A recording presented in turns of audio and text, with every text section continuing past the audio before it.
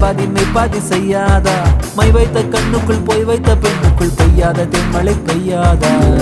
தரையில வெண்ண வச்சு அத பொக்குன்னு கைப்பத்த பாக்குறியா